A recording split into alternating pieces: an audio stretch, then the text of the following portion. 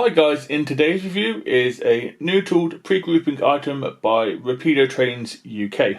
And this one is the South Eastern Chatham Railway 01 class. I've been following this model for a few years now, and I do like my pre-grouping livery locomotives and the locomotives themselves. So I went for one, as you can tell, in a lovely pre-grouping livery, and that was the South Eastern Chatham Railway green. I went for number 373 in the rain white green.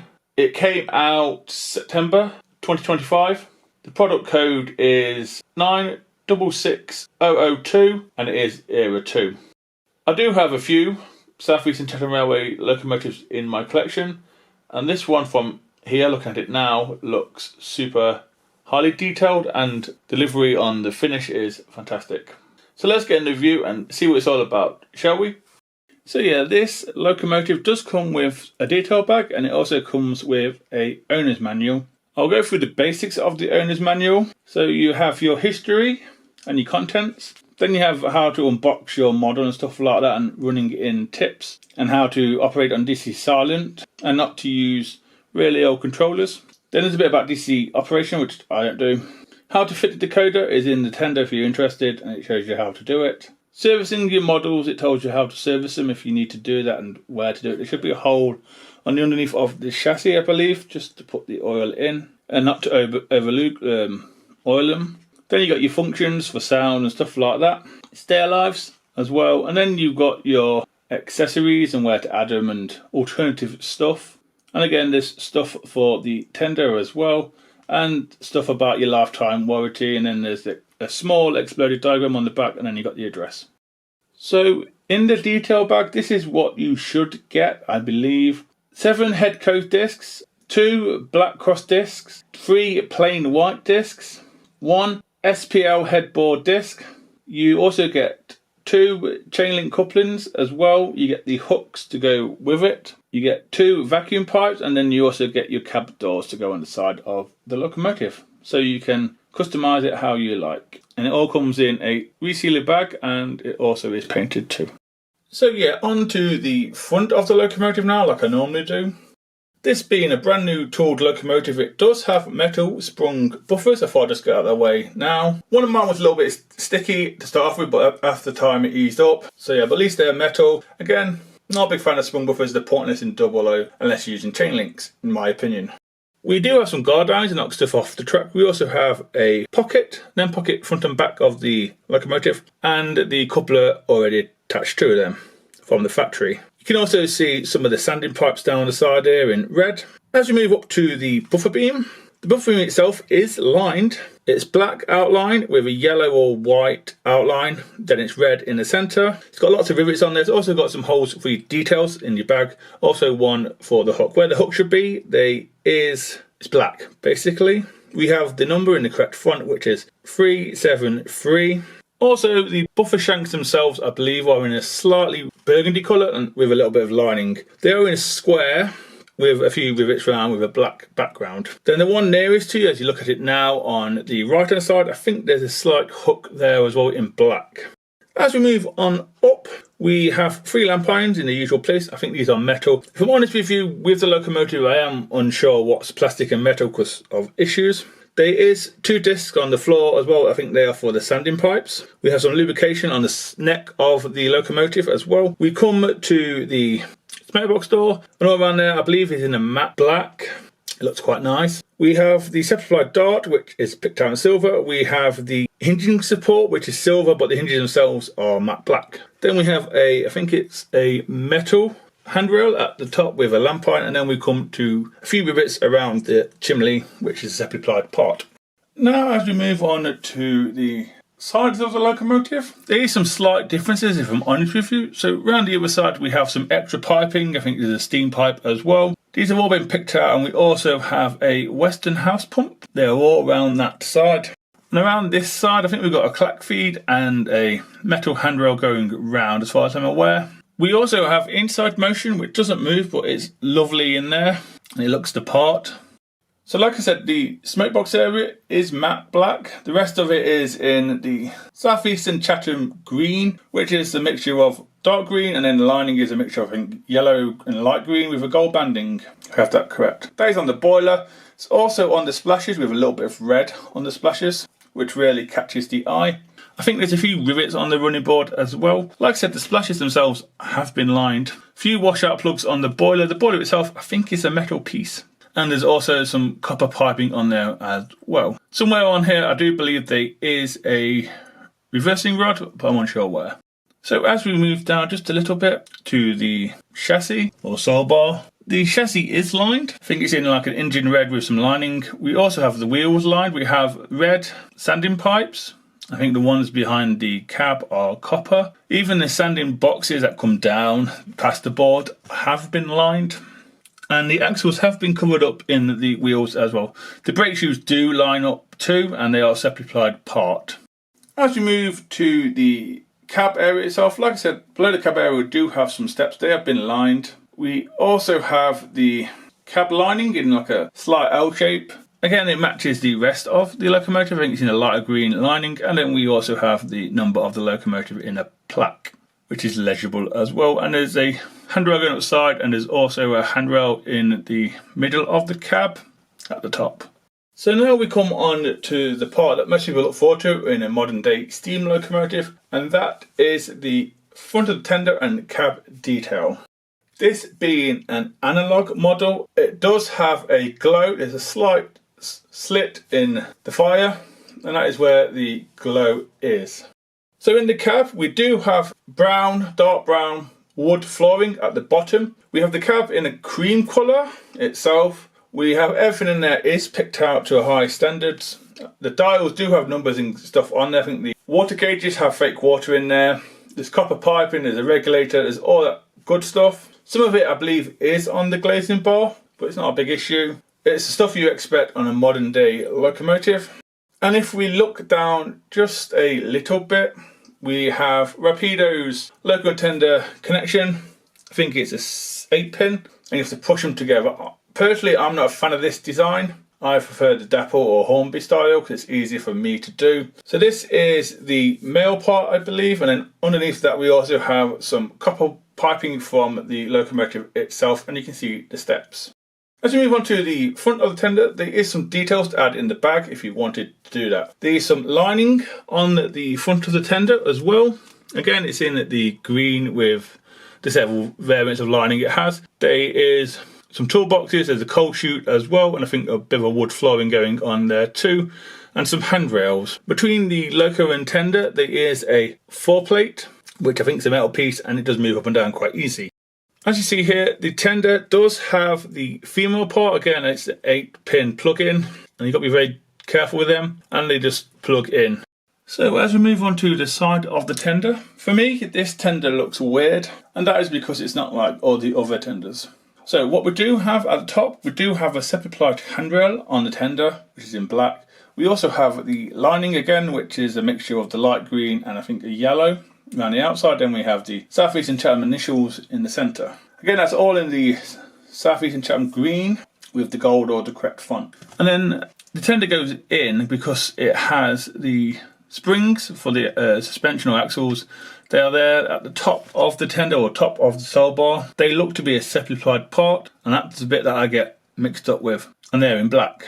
Down below we do have step on the one side of the front of the tender again. It looks to be a lined piece with black steps. We have these arches which have the wheels and the axles in. The axles again have been picked out in green by the looks of it, or the axle covers have been picked out in green.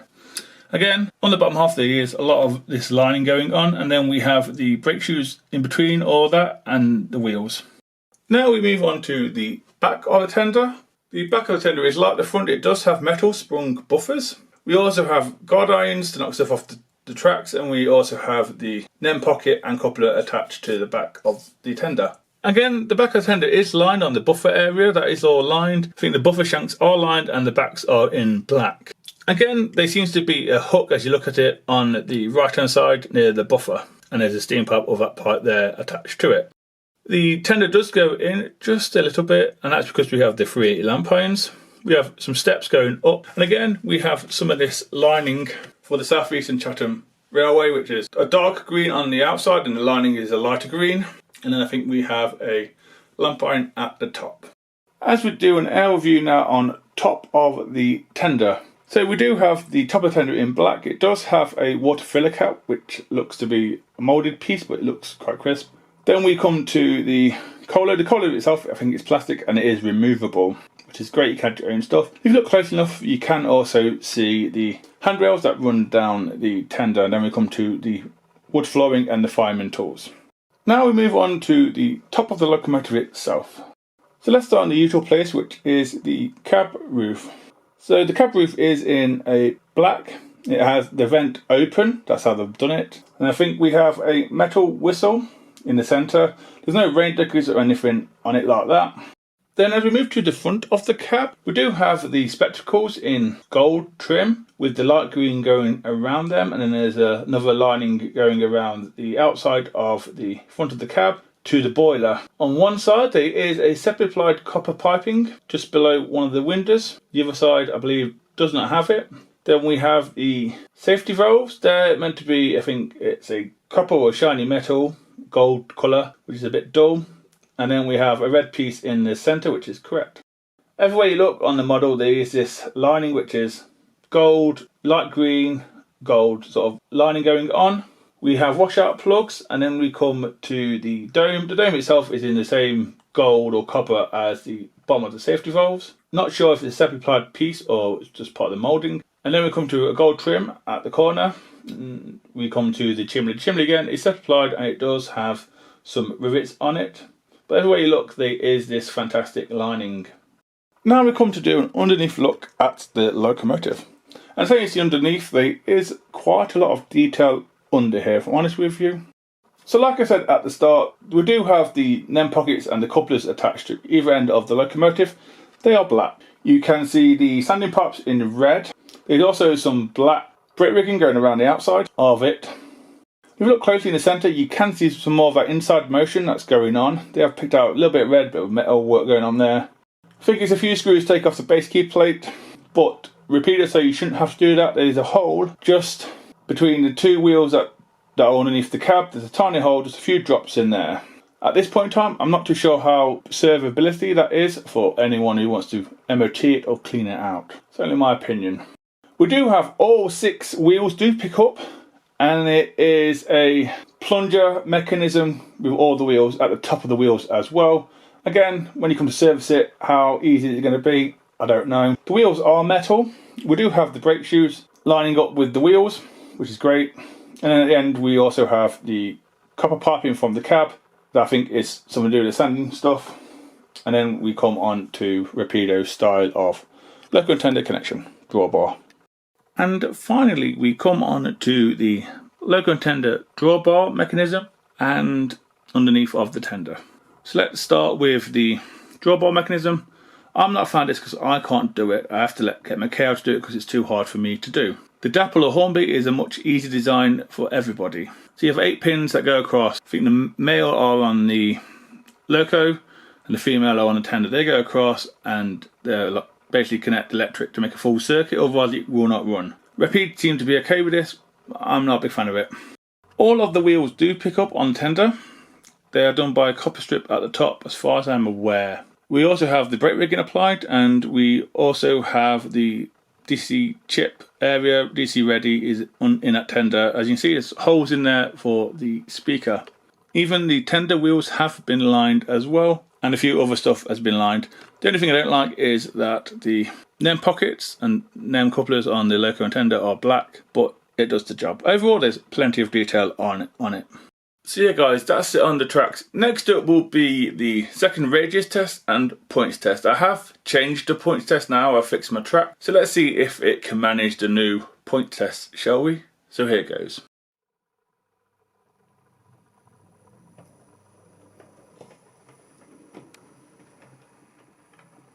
Quite smooth. So it's got plunger pickups, and what we're talking there, just above the 20. And backwards. Yeah, just slow down going backwards, but that's fine. not touch the dial at all. Again.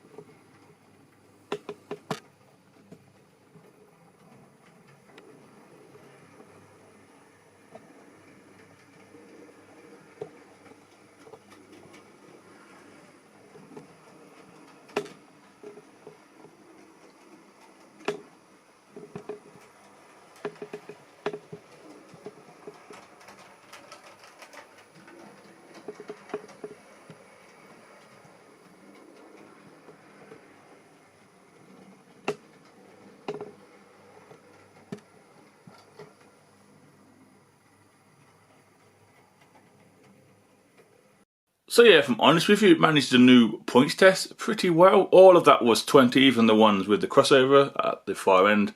That was 20, but I couldn't show it on the controller because I've got one camera. It can easily do second radius at slow speeds, fast speeds, and it does look a good mechanism, if I'm honest with you. Definitely better than the London Brighton and South Coast Railway E1 mechanism. That being said, let's find it a train and some slow speed. So here it goes. Look at that, lovely. 20. So smooth at that speed. It's great to see.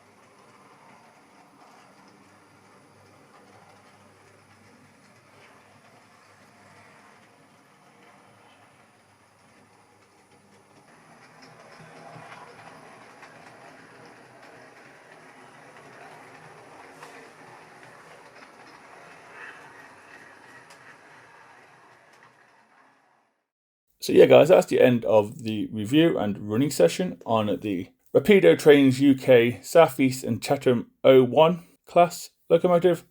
Before I give my opinion and price, I will tell you what it was pulling, and that was quite simple. Some teaks. We had a Hornby Railroad teak, and then we also had some Graphar, Graham Farish, teaks by Alan, but they are a southern-based design. I just thought I'd run it with coaches because teaks look quite nice with this style livery, and it's too nice to be a freight locomotive.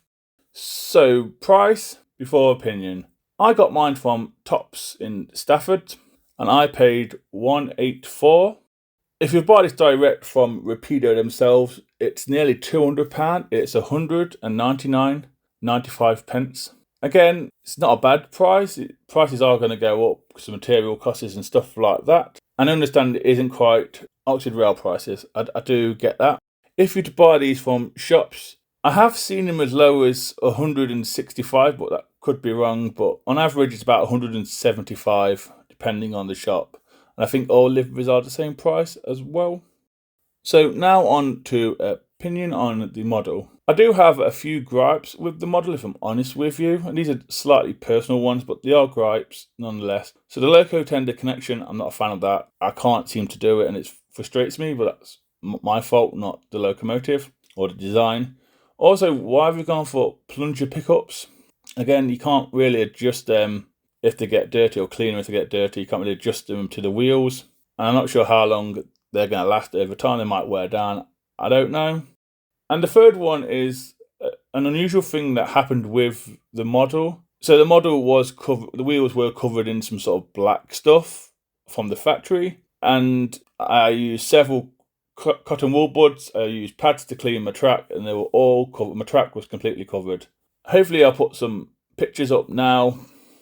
So just be wary of that. I know you shouldn't have to clean the loco wheels when it's first out of the box. It's like getting a new car and saying, well, you've got to pump the tyres up to make it work.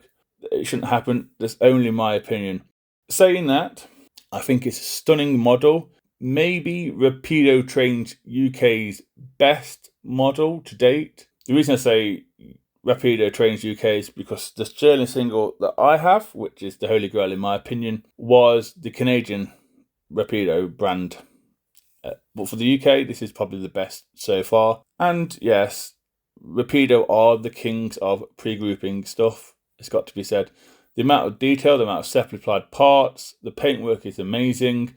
Nothing fell off mine. And as for the running session, just above 20 again, even with the 4 coaches. I think it's a really, really good model. Yeah, some people might moan it's a high price, but you get a lot of stuff for your money.